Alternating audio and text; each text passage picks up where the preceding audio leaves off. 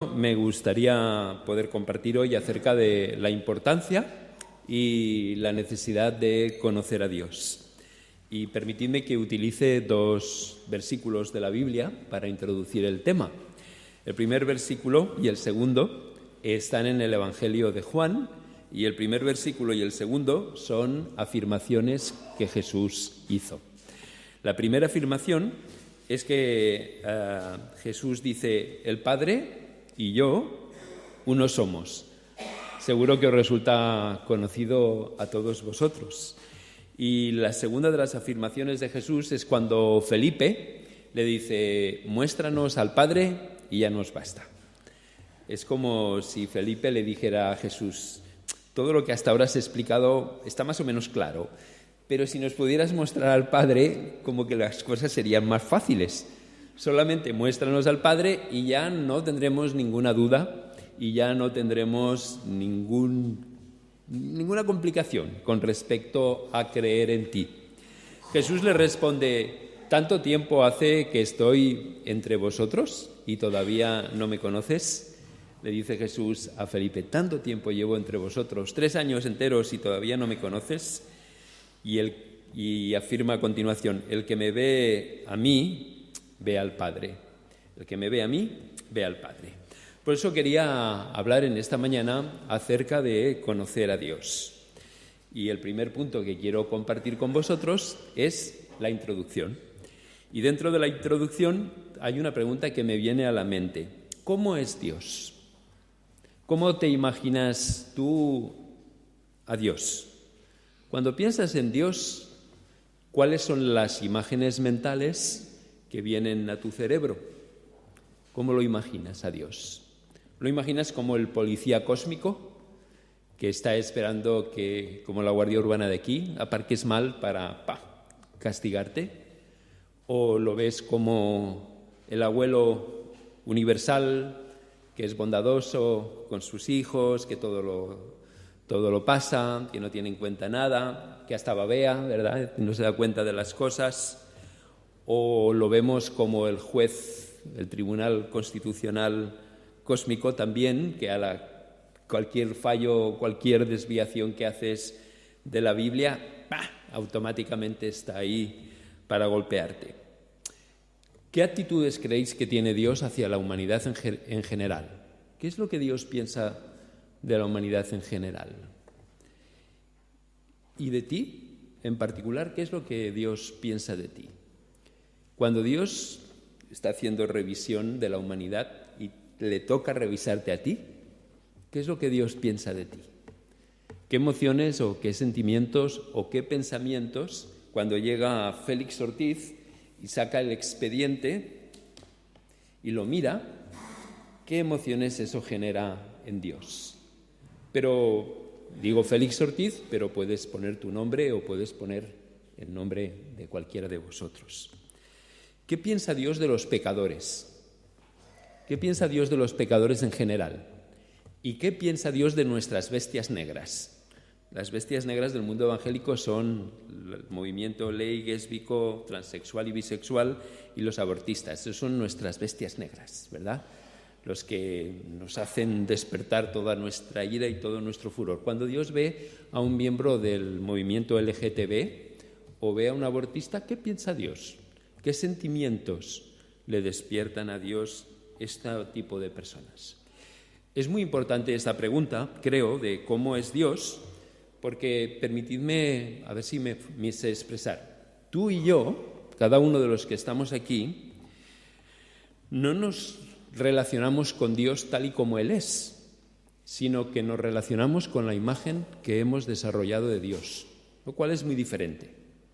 Tú y yo tenemos una imagen de quién es Dios, cómo es Dios, qué piensa Dios. Y es con esa imagen que tú y yo nos relacionamos, sea una imagen equivocada o sea una imagen que responde verdaderamente al Dios bíblico.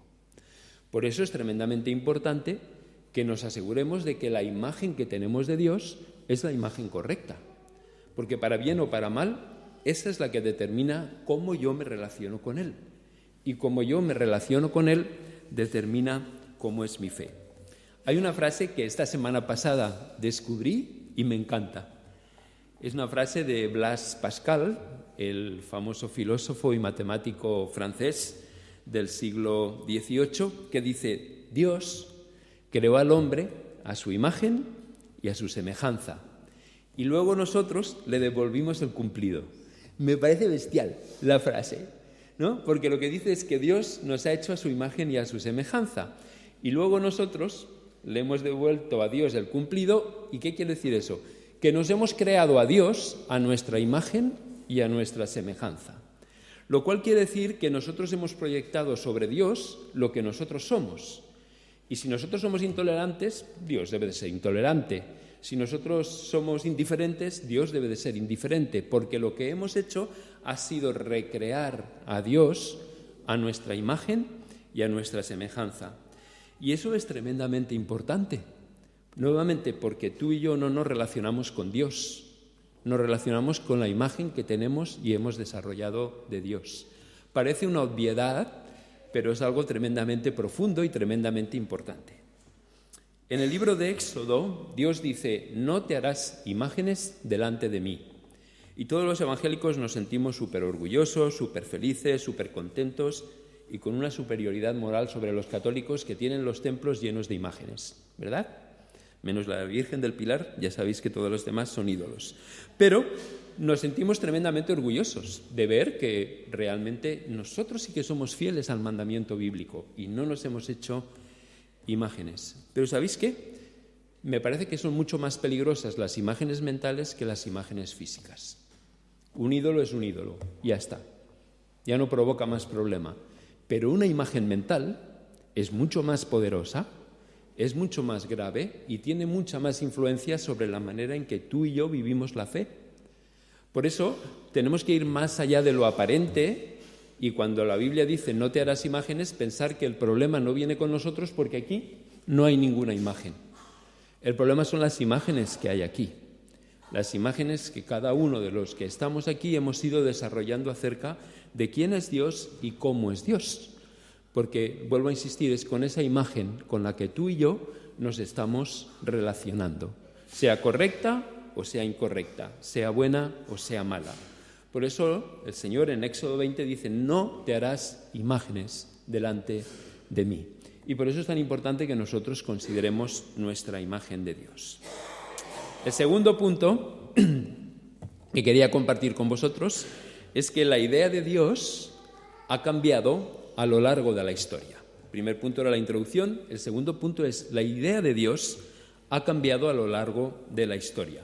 Solamente tenemos que ver el Antiguo Testamento y contrastarlo con el Nuevo Testamento. Solo tenemos que mirar el Dios del Antiguo Testamento, un Dios sanguinario, un Dios que hacía limpiezas étnicas, un Dios que patrocinaba y pedía a su pueblo que generara matanzas en masas, indiscriminadamente, de mujeres, de niños y de todo tipo de habitante, y el Dios del Nuevo Testamento que no solamente no mata, sino que se deja matar. No hace falta ser muy tonto ni muy espabilado para darnos cuenta de que hay un contraste entre el Dios del Antiguo Testamento y el Dios del Nuevo Testamento, y precisamente eso genera un montón de tensiones entre los no creyentes. A los no creyentes les cuesta compaginar ambos dioses o ambas imágenes de Dios. Y también a nosotros, seamos realistas, ¿verdad? Cuando Dios le dice: y entrarás allí y pasarás a cuchillo a todos, hombres, mujeres, niños, etcétera, etcétera, pues piensas: ostras, vaya Dios, ¿no? Vaya acercamiento que tiene este Dios hacia la humanidad. Y luego lo comparas con el Dios del Nuevo Testamento, que dice que debes de perdonar a tus enemigos y que si tu enemigo te golpea en la derecha, tienes que ponerle en la izquierda.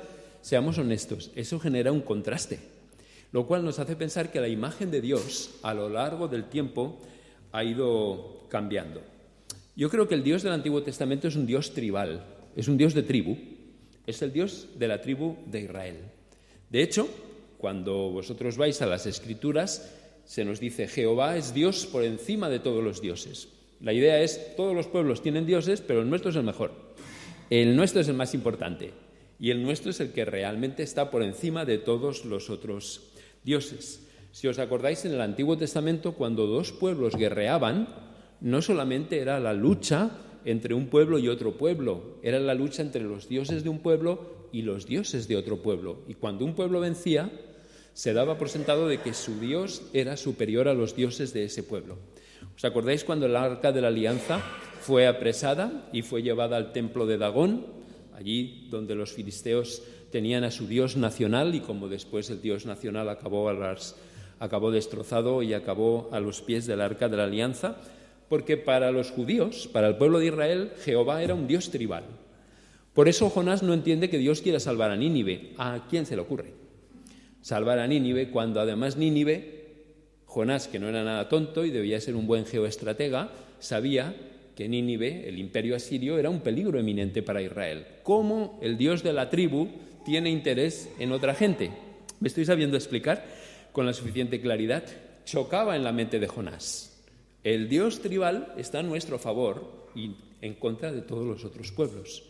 Por eso se le crea un cortocircuito a Jonás cuando Jonás le pide a Dios que vaya y que perdone a Nínive, que predique en Nínive, y se cabrea, pero bien cabreado, cuando Dios perdona a Nínive, porque no lo puede entender.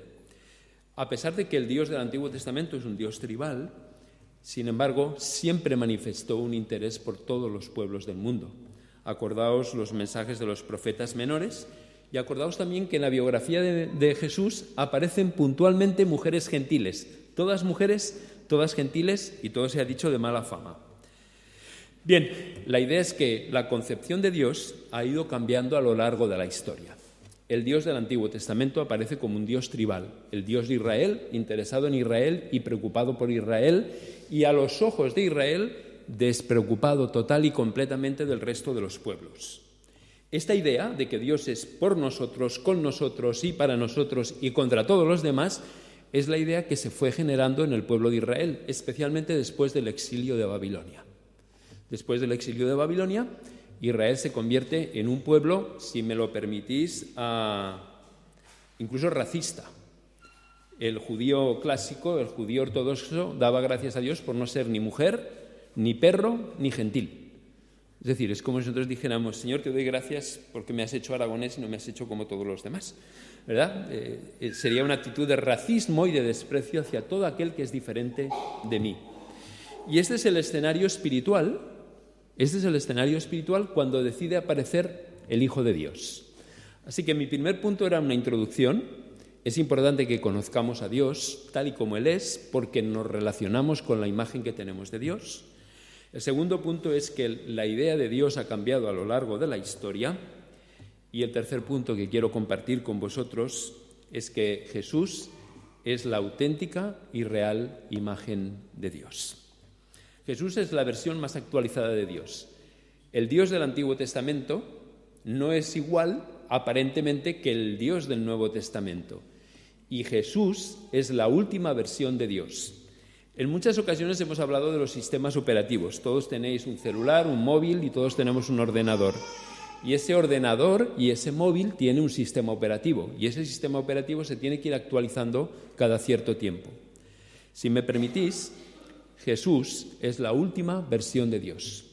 Jesús es la versión actualizada de Dios. Todas las versiones de Dios, no estoy diciendo que fueran malas ni que fueran falsas, pero eran limitadas, eran incompletas y eran sesgadas. El Dios del Antiguo Testamento es un Dios sesgado. La imagen que el Antiguo Testamento nos da de Dios es una imagen incompleta, es una imagen limitada y es una imagen sesgada de cómo es Dios. Y no es que yo lo diga, es que lo dicen claramente las Escrituras. Vamos a ver lo que dicen los Evangelios. En el Evangelio te dice que el Verbo, la palabra, se hizo carne y habitó entre nosotros. Nos dice Juan 1:14. En el mismo prólogo del Evangelio de Juan, en el capítulo 1, en el versículo 18, dice algo muy interesante. ¿A Dios quién lo ha visto alguna vez? Nadie. Pero Jesús, el Hijo único del Padre, Él nos lo ha dado a conocer. O sea, a Dios nadie lo ha visto nunca, pero Jesús nos lo ha dado a conocer. Por lo tanto, cuando tú miras a Jesús, tú puedes tener la imagen completa, la imagen última y la imagen más actualizada de cómo Dios es. Es lo que afirmó el propio Jesús. El Padre y yo somos uno. El que me ha visto a mí, ha visto al Padre. El Evangelio de Juan especialmente está lleno de referencias en las que Jesús dice: yo soy la luz del mundo, yo soy la puerta, yo soy el pastor, yo soy el pan de vida, yo soy el agua de vida. Y la expresión yo soy, todos vosotros sabéis que se refiere al Jehová del Antiguo Testamento. Yo soy el que soy. Por eso los judíos que escuchaban a Jesús decir yo soy, se cabreaban tanto y querían apedrearlo, porque entendían claramente que él estaba diciendo que Dios y él eran la misma cosa. Jesús perdonaba los pecados y la gente se enfadaba muchísimo porque afirmaban: ¿quién puede perdonar los pecados si no es Dios? Las epístolas vuelven a reafirmar esta idea de que Jesús es Dios. En Filipenses capítulo 2, recordáis que dice: haya pues en vosotros el mismo sentir que hubo en Cristo Jesús, el cual, siendo igual a Dios, no tuvo el ser igual a Dios como cosa que aferrarse, sino que se despojó.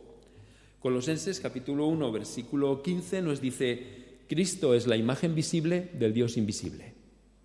Es decir, ¿cómo es Dios? No tenemos ni idea. Miramos a Jesús y vemos claramente cómo es Dios. En Hebreos 1, dejadme que os lo lea literalmente, dice lo siguiente: Dios en el pasado nos habló de muchas maneras, pero últimamente nos ha hablado a través de su Hijo. Y fijaos lo que dice: el Hijo es el resplandor de la gloria de Dios, la fiel imagen de lo que Dios es. La fiel imagen de lo que Dios es. ¿Qué quiero decir con todo esto? Lo que quiero decir con todo esto es que Jesús no es como Dios, y no es un juego de palabras lo que voy a decir. Jesús no es como Dios. Dios es como Jesús. Si tú quieres saber y entender cómo es Dios, tienes que mirar a Jesús. Si tú quieres saber si te estás relacionando con el Dios auténtico o te estás relacionando con una imagen falsa, religiosa, evangélica de Dios, mira a Jesús. Y Jesús te sacará de dudas. En Jesús podrás comprobar, verificar, chequear, si me permites, si tu imagen de Dios es la correcta o es la incorrecta. Porque Jesús es la auténtica imagen de Dios. Porque nadie es el autorizado para interpretar a Dios si no es Jesús. Jesús es el único intérprete autorizado de Dios. Jesús es el único intérprete autorizado de Dios. Nadie más tiene derecho a interpretar a Dios si no es Jesús. Por lo tanto, cuando en tu fe tú encuentres contradicciones entre el Dios del Antiguo y del Nuevo Testamento, Jesús es el que resuelve las contradicciones. Porque Jesús es Dios y porque Él es la imagen real, fidedigna y auténtica de quién es Dios. Cuando tú encuentres contradicciones entre Pablo y Jesús, Jesús es el que resuelve el conflicto, porque hemos de leer a Pablo a través de los ojos de Jesús y no leer a Jesús a través de los ojos de Pablo. Déjame que os ponga un ejemplo. La mujer que calle en la congregación, ¿verdad? Y eso Pablo lo ha llevado a misa. Incluso hay enteras denominaciones que han hecho de esto doctrina. Pero Jesús, nos dice el Evangelio de Lucas, tenía discípulas, personas que no solamente aprendían directamente de él, sino que además lo sostenían económicamente con sus bienes. La primera persona a la que Jesús declara que es el Mesías es una mujer, y encima samaritana y encima de dudosa reputación. La primera persona a la que Jesús resucitado se aparece y le da la responsabilidad de ser testigos a los que serán testigos es una mujer, María Magdalena. Entonces, ya está bien de leer la Biblia con los ojos de Pablo y decirnos cómo es Dios desde los ojos de Pablo, cuando debemos de leer a Pablo desde los ojos de Jesús. Porque Jesús es el auténtico, el último y el único autorizado para poder interpretar a cómo es Dios. Por eso, y ya termino, creo que es muy importante recobrar a Jesús. Creo que es muy importante que nuestra fe esté basada en Jesús. Yo soy el camino, la verdad y la vida, y nadie viene al Padre si no es por mí. Yo creo que nuestra fe no puede estar basada ni en Pablo, ni en Pedro, ni en nadie más que en Jesús. y a la luz de Jesús hemos de leer la parte antigua de la Escritura y la parte nueva de la Escritura. Jesús es el centro de toda la Escritura y a través de él hemos de leer el Antiguo y hemos de leer el Nuevo Testamento. Por eso cuando yo antes os decía, ¿qué piensa Dios de Félix Ortiz?